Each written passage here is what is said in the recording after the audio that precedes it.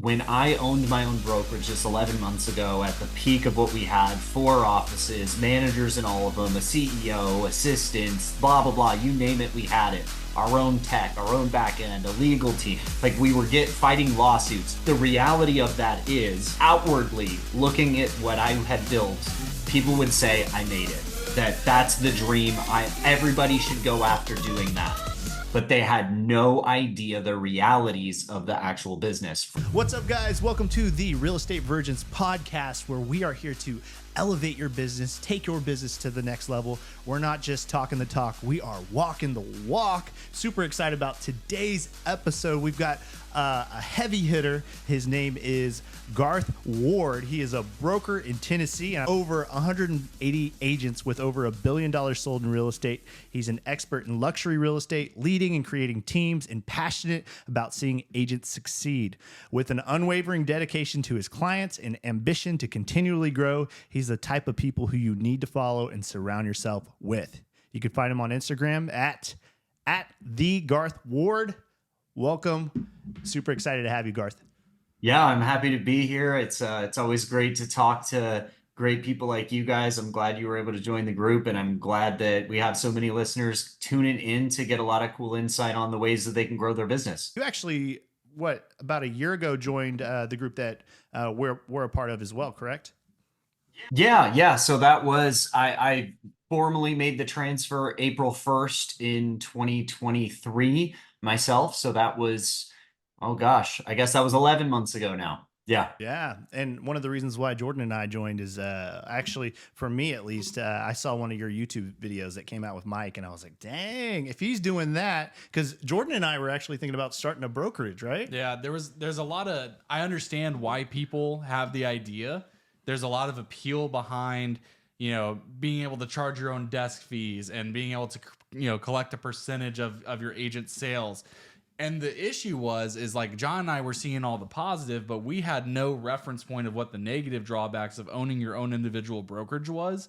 And, we were in a transitional period, and we were so thankful because we got to talk to some really insightful people that were awesome and willing to share information about the negatives of it and why, where we're at now made so much more sense than trying to, get started on your own. You're suddenly able to be, you're responsible for all these agents. You have a marketing department, accounting, lawsuits. Like there's just so much more to it than what people realize.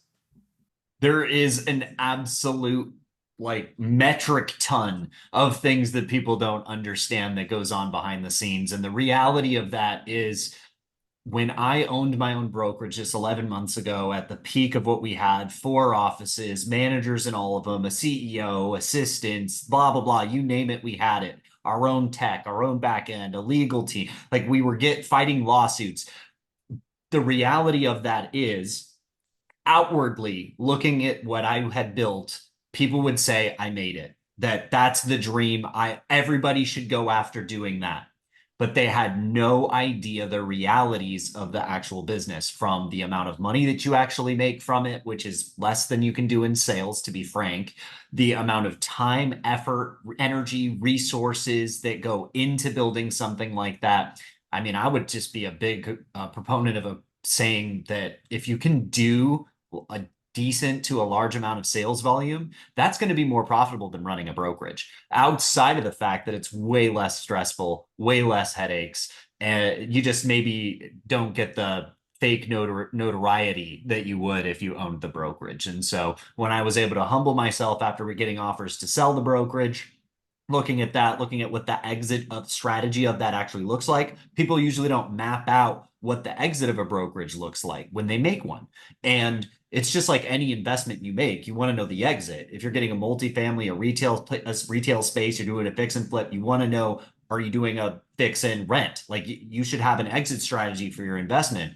And the brokerage exit strategy is absolutely atrocious, and nobody wants to really delve down that. So yeah, Jordan and I, we always talk about money generating activities, and the thing is like a lot of times when you're at least from our research, is when you're a broker, you're doing so many more things that aren't actually generating money, when you could actually be leveraging those things to a team or another brokerage, right? And the overhead and all the things that Jordan just described. And it's just such a smart idea. I mean, I get to do what I enjoy and still make money, you know? I love that you get to focus on whatever it is that makes you and your business happy and none of the other stuff. Like you don't have to worry about having like an accountant review like your, you know, your transactions and paying out this person for this lease. Like everything's taken care of for you at a very high level, and it's you still have all the support of what you would have, probably better because you are the support if you're your own broker. So, and if you're listening right now, this is not a pitch, by the way. We're talking about the things that we go through because, you know, we've sold a lot of houses and we want to get to that next level. But when it comes to getting to that next level, what are the opportunities and what are the pitfalls that you may actually go through? And, you know, and so that's for us is like, we did the research and we're like, man, it just doesn't make sense to pretty much go backwards. Yeah, I think it's important to talk about this because we got to the point where a lot of listeners maybe think they want to go. Yeah. A lot of people think like, oh, one day I'm going to have my own brokerage and it's going to be sunshine and rainbows all day and I'm going to make so much money and it's going to be so easy. Like, no, it's actually very difficult. And if you can have a system like what we have now to help alleviate a lot of those stresses, a lot of those liabilities, it's just really fantastic. That's why we like talking about it. So like you said, not a pitch. We're just super stoked that something like this exists. Yeah. No, absolutely. I mean, some of the just like minutia that people never realize that they would need to do when they own a brokerage is come up with an agent contract that actually is all encompassing, that not only protects you, but protects the agent and is in accordance with your local laws and your local regulations. The amount of contracts you have to deal with is enormous, on top of dealing with every single agent's licenses, on top of, like you said, the liabilities alone. I mean, people think, oh, you can get a split or a cut of their deal, but if you're trying to leverage your time and you want to be able to be efficient with it, it's not good, because you say, well, brokerage today is pretty commoditized, right? Agents just want their deal to go through. They want to get paid quickly. They want the compliance to be handled. That's what they want a brokerage for these days, primarily. They just don't want to get sued. They want the brokerage to deal with that. And they want the paperwork to go in and they want to get paid. That's basically it, which is why we see brokerages cutting and cutting and cutting their fees and removing all of their services. And that's because that's what most agents want. And the problem with that becomes it's very difficult to charge enough to become profitable once you bring in office spaces, once you bring in staff, once you bring in managing brokers, etc. For example, I talk to a lot of brokerage owners that are independent. I have a network of them, and almost every single one never even gets to the point where they hire a single manager. So that means they're doing the management, the paperwork, the compliance, all of it, the mentorship, the training on top of all that, but they have to. That's the dirty little secret. It's not that they want to, it's that they have to, because their agents aren't providing them the amount of income that allows them to pay somebody else.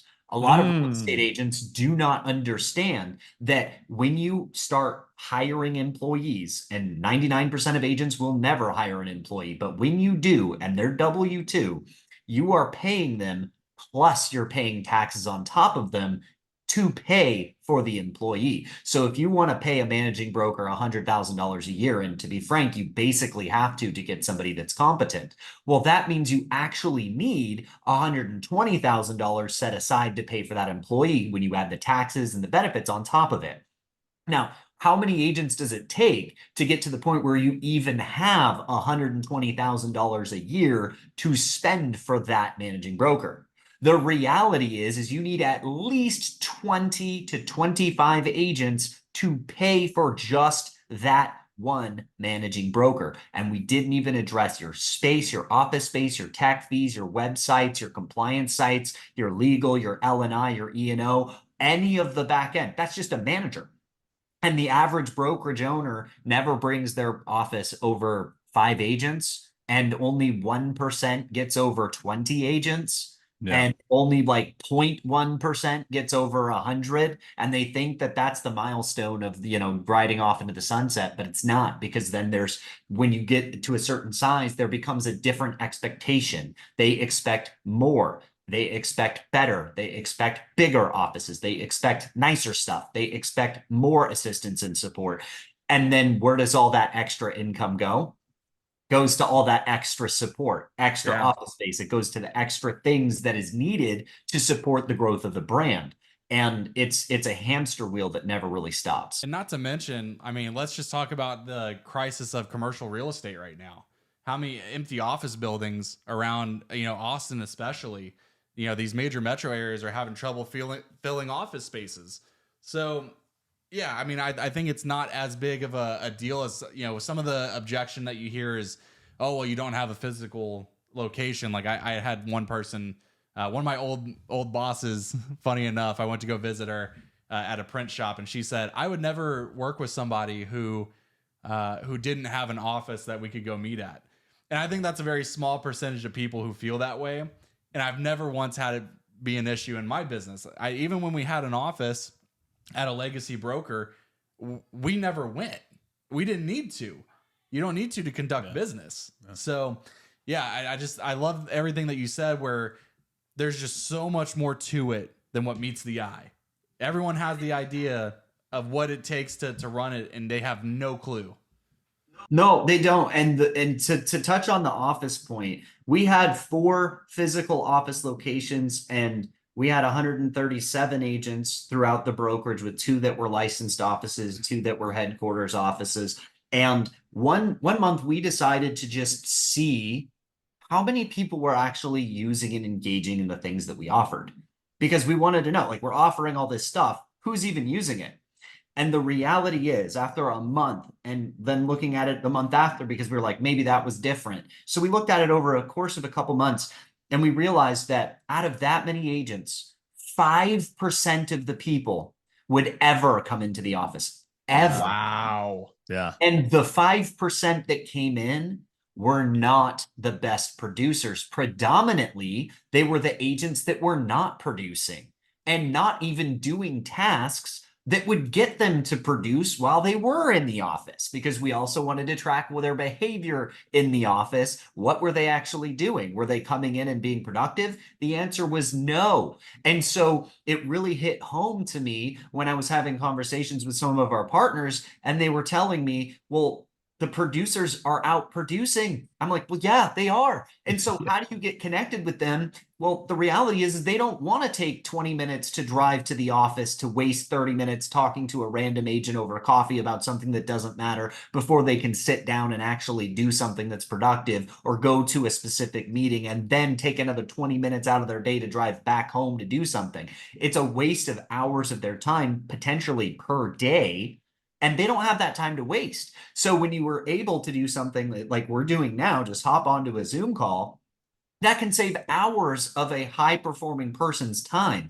And when you're performing at a level, let's just say at $500,000 gross commission income per year, and I think that everybody would say that that's a pretty high-producing agent. Well, that means that agent's time for every hour they are working is minimum worth $250, right? So if they were to come into the office and just for a simple meeting, is that meeting worth $500? The answer is probably absolutely not. And if you're doing that, you're going to an office every single day, let's pretend and be really optimistic and say it's only an hour of total wasted time per day. Well, that's $250 every day for 5 days a week. Not including the time driving to the spot and driving back. Let's like, if we're just being really optimistic and just call it that, that's $1,200 a week that they're wasting in productivity. That's almost, what is that? $4,800 every month. That's $50,000. Sorry, $56,000 every single year in wasted productivity driving into an office. For what? Yeah. Yeah. No, it's so good. Like that, it's the whole argument as far as like, if one thing that came out of COVID, I think it made people realize how useless, like in some applications, and a lot of applications actually, the in-person setting can be. Now, don't get me wrong. I love doing in-person stuff. I think, our chapter here in Austin, we're kind of feeling that because people have a little bit more of that traditional sense and they want that sense of community, and we want to see our agents too. But you don't need it to be productive. And you nailed it right on the head, where people who are coming into the office, they're coming into the office probably because they're not producing. They're filling time maybe with stuff that is, or they're in a period of their life that they're learning, right? Yeah. And that's what we're seeing a lot on our team is the agents that are, we're seeing both. But the thing is, it is a positive thing to learn, right? And some people do meet up in person, and some people do meet up online, but some people like either one, for sure. It's true. But the biggest misnomer that I typically see is agents that are new that want to learn. They go into the office and they're hoping to learn from these high producers that are just never there. And that's like, you can't learn from somebody that isn't there. And then what I'll see is the agents that perpetually come into the office, they spend all their time learning.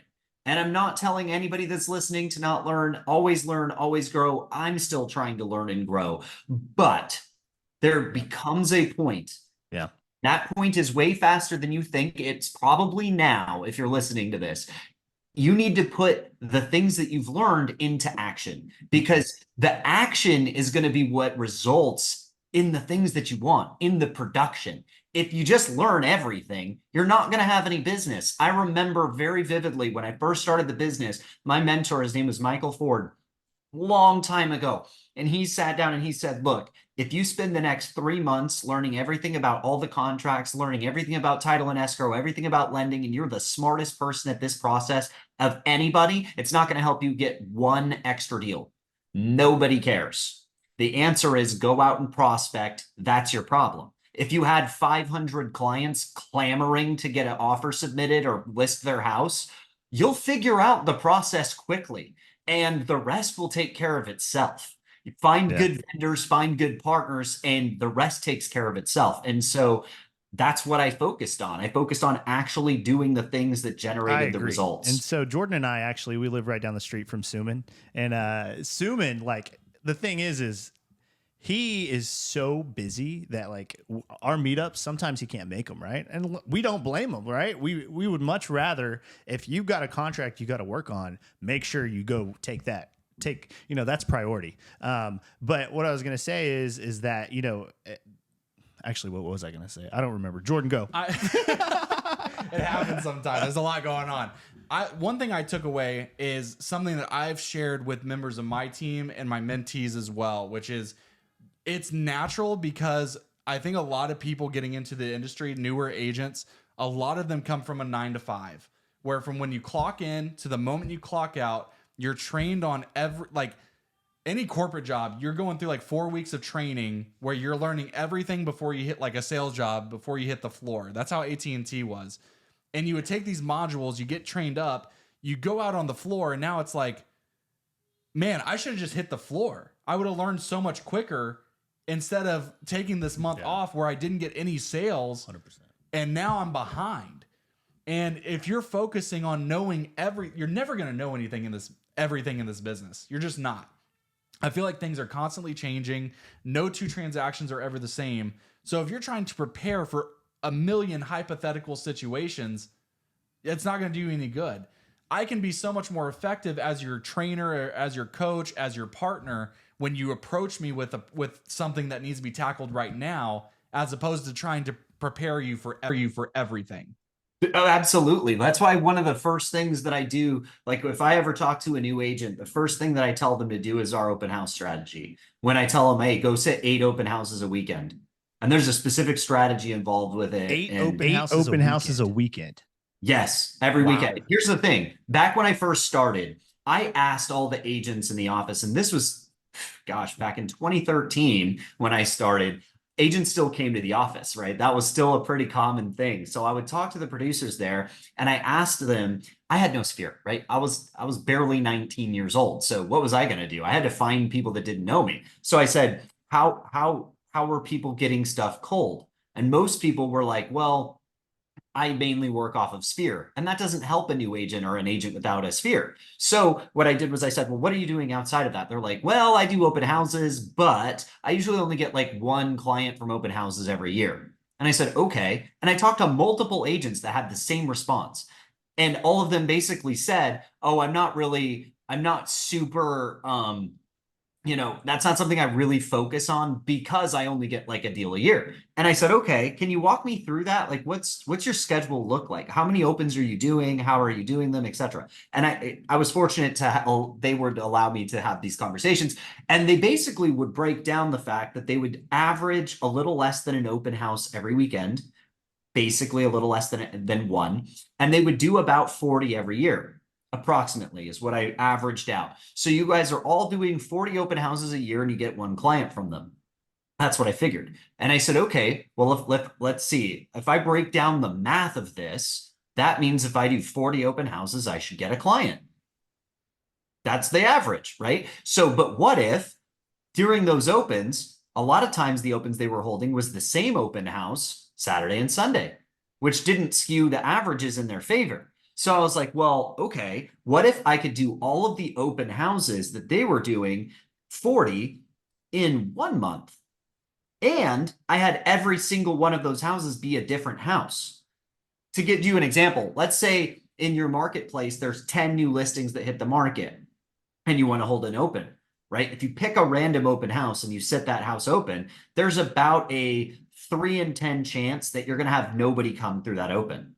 There's about a 5 in 10 chance that you'll get a couple groups through. And then there's about a 2 in 10 chance that it's going to be busy, right? You're getting 4 to 10 groups through that house. And the reality is if you sit that one, you have a 2 in 10 chance to hit a hot open house. Now, if you're unfortunate and you get a bad open house, then what's going to happen is you're actually going to feel like you don't want to do another one afterwards. So I said, okay, if I just sit tons of different ones, I'll skew my likelihood of getting clients higher. And not only will I skew it to getting clients higher, I will also learn more product, walk more houses, get toe to toe with more agents, learn more neighborhoods, learn more floor plans and finishes based on different decades. And I can drastically reduce the time that it takes to become competent. Oh, I love it. You basically said, and you're back engineering what you need to do to get the results. You're saying if I have 40 open houses, I'm going to get one client. Therefore, if I simply increase the amount of open houses I'm doing, I can imagine if I'm doing 80 open houses, I'm going to get 2 clients. Now it's how do I reduce that into a very proactive form and schedule so that I'm minimizing how much time it takes me to get those 2 clients so I become more competent quicker. It's brilliant. It's Exactly. brilliant. What I did was we also played around with the amount of time that we could hold each open and still have the same amount of groups come through. Taking hundreds and hundreds of data points across hundreds of agents doing the same strategy at varying lengths of time, we found out that an hour and a half is optimal. You'll have the same amount of people come as you do if you hold it for 3 or 4 hours. So it didn't matter. So what we were able to do is say, well, I could hold 4 in a given day, all different houses. And if bonus points if they're similar price points in similar areas, because you're now going to have the same clients that saw you here, see you here, see you here, see you here. And all of a sudden they realize they have to work with you. You're the person that's involved in all of it.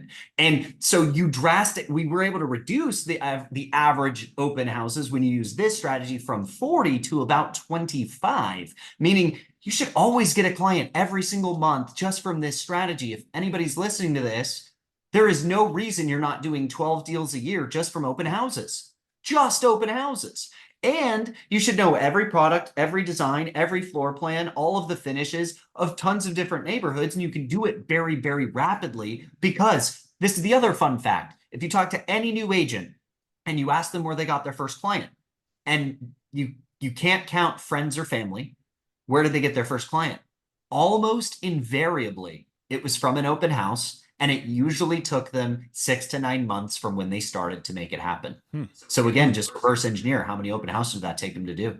I love it. I love it. And didn't really that correlate to their competence? And obviously, the more competent you get, the better you get at doing them, the better you get at actually, walking them through, touring them, having that presentation on the spot. There's a process to doing it. Typically for me, I'll get a client every single weekend doing 5 to 8. Yeah. Yeah. So over time, you can make that way better. But at first, if you just do that alone, you're going to be more competent than 99% of agents, because agents say this all the time. I've been in the business for 40 years. Okay. They say that all the time. And maybe you're a brand new agent. Well, here's the thing. I look at those agents and I'll say, and even when I was new or newer, I was doing, say, 50 deals in a year back when I was newer. And then I would say, okay. And then I would look up these agents that have been in the business for 20 years, and they're doing like 3 deals a year, which is average for the industry. So they've done 60 deals in a 20-year career, and I've done 50 in 1 year. So who really has a better grasp of the industry, especially the current marketplace? So the time in the industry is not what's valuable. It's your competence in the industry and the amount of volume, scale, and actions you're taking in the current market conditions that actually makes a difference in your competency when you speak to clients. So if you guys are trying to get your hands on that open house guide, just send me a direct message on Instagram at the Garth Ward, and I'll send you a copy of the exact blueprint on how to do it, the schedule of it, and how to actually run the open houses to be effective. You don't want to be the agent that's just sitting on the couch on your computer or something and say, hey, go look around. There's an exact blueprint and a process to winning clients from open houses. Send me a direct message Instagram. That's the Garth Ward, and I'm happy to send it over to you. It's completely free. Love it, man. It's fire. Now, you're licensed in Tennessee and Washington, correct? Yes. Tell me, are those markets similar? We have listeners from all over, mostly here in Texas. So when we're talking, they're hearing it from the perspective of a Texas agent or like an Austin, Texas agent specifically. So tell us, like, what's the market like in each of those respective states? Are they different? Are they similar? What are you seeing? Oh man, they're drastically different, and it depends on what submarket you're in. And that's why really the main thing that I tell people to focus on when they're doing training isn't to so much of like learning back end process. It's learn all of the micro markets, learn the trends, learn the neighborhoods, understand the pricing, understand the market conditions. That's more valuable than anything you're going to learn on a subtext of line 84 on a contract. Know it, that's good, but it's not as important. And so the Washington market, for example, is super hot. It's a seller market. Everything's selling immediately. 40 offers on properties. It's insane. But that's in the Tri-County area of Western Washington. If you get outside of that, things are a little bit slower. New construction is still lagging because builders are apprehensive about the future pacing of the marketplace, and new construction materials and the permit pricing of those went up, meaning that it costs like $89,000 just for permits before you even start building a house now in Washington. So they're very apprehensive to grab land, meaning that new construction is going to falter, meaning that resale properties are going to continue to rise because the new construction isn't going to meet future demand as the population grows. Meanwhile, in Tennessee, you have segmented marketplaces. There's 3 main market hubs in Nashville, Memphis, and in Knoxville, and all 3 market centers are vastly different. Nashville is popping and is a seller's market. Things are going crazy all the time there. You basically have to find stuff off the market if you want to find the right property, if they're super specific. Meanwhile, if you're in Knoxville, it's kind of a more balanced market. In the Nashville market, it's pretty balanced as well, with the average thing trading in about 68 days or so. But if you're in the right price point in any of the markets, you're selling very, very quickly, as long as you're a wheelhouse price. If you're above a wheelhouse price, for example, in your market, if like a regular starter home is 400,000, if you're above 600,000-700,000, things are taking slightly longer in all markets that I've seen. If it's starter price or close to it, it's off the shelf. It's gone immediately. If it's slightly higher, we're seeing that those clients are taking longer to shoot their shot at the property, but that's mostly because of rates correlated with stock markets correlated with their 401ks and where they want to pull them from, correlated with that's a step up market, meaning they'd have to give up a property. That becomes a lot more convoluted because most people aren't entering the marketplace at those prices. So they already have a property. What are they going to do with it? Are they going to rent it out because they have a good rate already? Are they going to sell it but lose the rate? It's a whole different song and dance for those prices. And that's why it's taking a little bit longer to see those close. I want our listeners to recognize something that you just did, that whether you consciously or unconsciously did it. I asked you how your markets were, which is a question realtors get all the time. They get it from friends, family, clients, prospective clients, whoever. And what you did is you didn't give a blanket statement. You didn't say, oh, the market it's okay. The market's great. Like whatever it was. You broke it down into, there's different counties that are experiencing different things. There's different segments of the market experiencing different things. There's a fantastic book called Ninja Selling, which we have raved about for many episodes here. And one of the things that he talks about is when someone asks you how the market is, instead of giving them the answer that they expect you to give, which is the market is blank, you explore and you open up opportunities when, one, you can either explain how you just did, how the market is with data points and, varying, you're comparing and contrasting, or you can say, it depends. What segment of the market are you into? What got you interested? And that opens up the conversation for you to have a much more educated discussion about the real estate market. Because if you're a first-time home buyer right now, it's a much different market for you than if you're a luxury listing client. Those are two drastically different things. Drastically different. And that's why, and fun fact, I'm actually a graduate of the Ninja Selling program back in Wow. Hey, let's go. 2014. I did their program. I thought it was really good. I actually did it in person with the lecture, the whole 9 yards. I still have their stuff in my closet right over there. But it's a great program. If anybody delves into it, I suggest it. But you're right. When I talk about market, when somebody casually asks me and they're not another agent, when you ask me, I go more data and analytics because I think that's what more, educated people or specific people in the industry look to, and that's what they're interested in. When I talk to or come across a random person that's asking me how the market is, I do the latter. I ask them why and what segment of the market are they talking about? Because I could be talking to somebody that wants to invest in retail property on triple nets. Like that's a totally different market than even residential. Or they could be looking at buying and building houses. They could be looking at, who knows, like buying a rental portfolio, flipping a property. Maybe they want to get into wholesaling. I don't know. But if you don't ask them and you just say, oh, the market's great, well, you stop the conversation. You need to continue the conversation with future questions because they're not, that's like if I say, hey, how was your day? And you're going to say, great. Okay, well, there's nothing to expand on there. That great talk.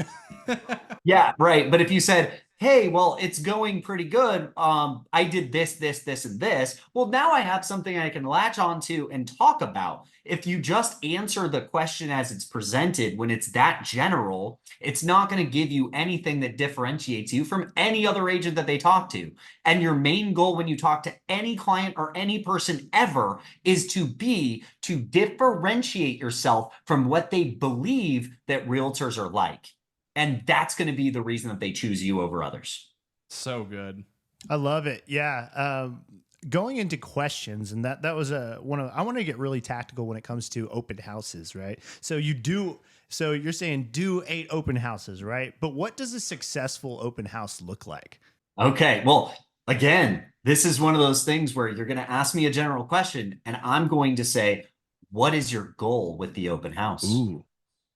To get more unrepresented buyers. There we go. The reason I asked that question is because agents most of the time conflate trying to get new unrepresented clients with farming a neighborhood. Those two things are separate things. They are not the same. What you'll find is the average agent that says, I love doing opens, says, I do one open, it's like 4 hours to 6 hours. I put 500 signs out, banner signs, the whole thing. I'm door knocking the neighborhood to tell them to come join me. That's a different approach. It works to an extent, But that's a different approach, and it's not going to help you achieve the goal that you just said. What you just said is you want the most unrepresented clients possible. So to do that, my goal is short open houses, different open houses. Also, no signs. Very different than what most people say. I say use 1 to 2 signs. Half the time I use 0 signs.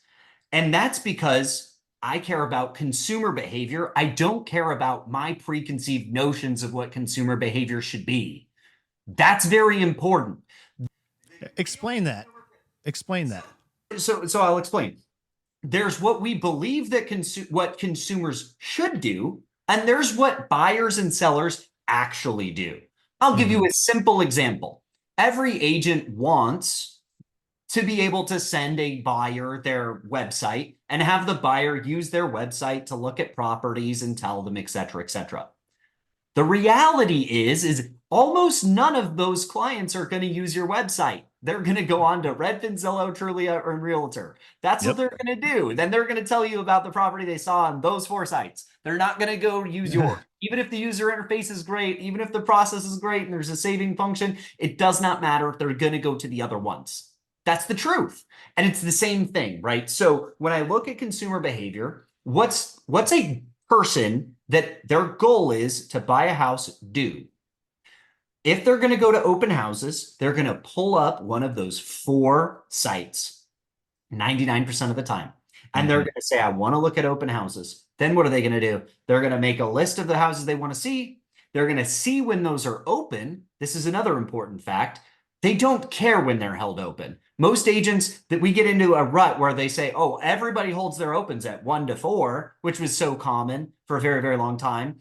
The reality is buyers don't care, especially first-time buyers. They have no idea what to expect. They don't know what anything is. It doesn't matter. What they see is it's held open this time to this time. And then what they do is they put it in their schedule and they click GPS to take them there. That's real consumer behavior. They're not following a sign to get there. They're not going to drive 4 miles to get you to your random open house that they don't know what it is, the price of it, the floor plan of it, the neighborhood of it, anything about it.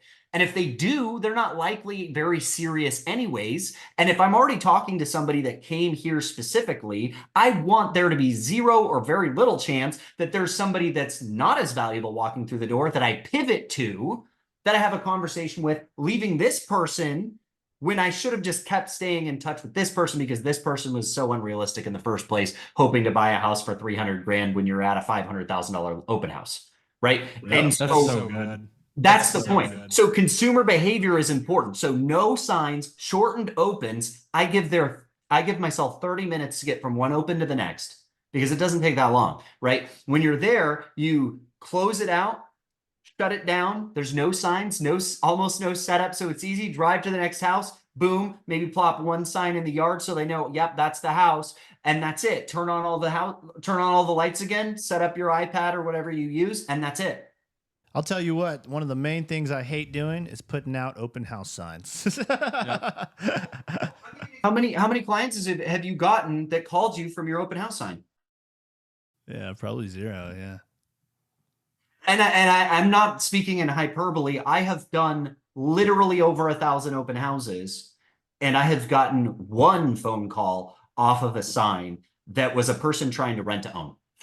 And so the reality of that is so different than what agents try to make it be. Now, can you make it important and a big spectacle? Yes, but that's a different reason to do it. Yeah. For example, if I'm doing an open house in a neighborhood that I'm actively farming, that's a different conversation. Yes, I want to hold it for a long period of time. Yes, I want to door knock it, drop off the hanger signs, and do cold calls to the neighborhood, and send them emails, and start doing ads specifically to that neighborhood on Facebook and Instagram, telling them not just about me, but about the open, etc.